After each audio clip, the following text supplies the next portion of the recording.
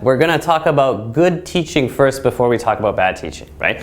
So anyhow, now when it comes to thinking about teachers and good and bad teaching, you know, it's very subjective, right? Maybe what you think is good, I might not 100% agree with, but there are some things that we can definitely all agree on. And this is really super basic, but I might say a good teacher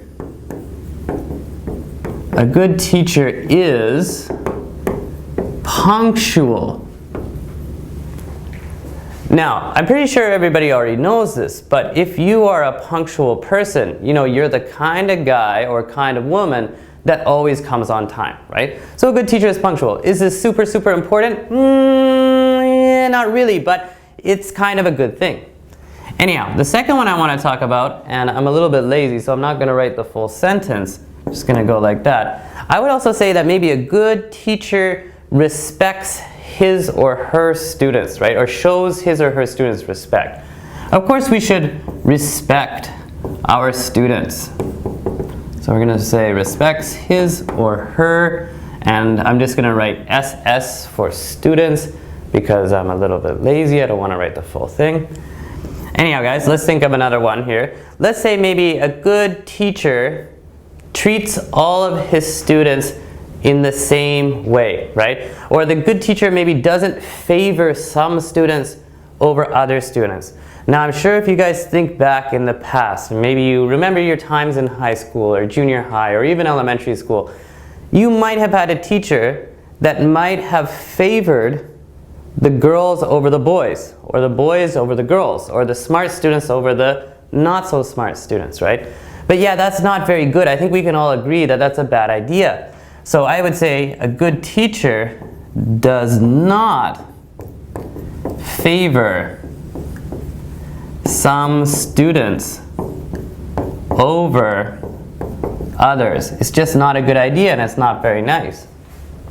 Okay, well, I'm running out of boardroom here, guys, but if I was talking about the fourth thing here, I'd say that, you know, a good teacher doesn't spend all of his or her time lecturing, right?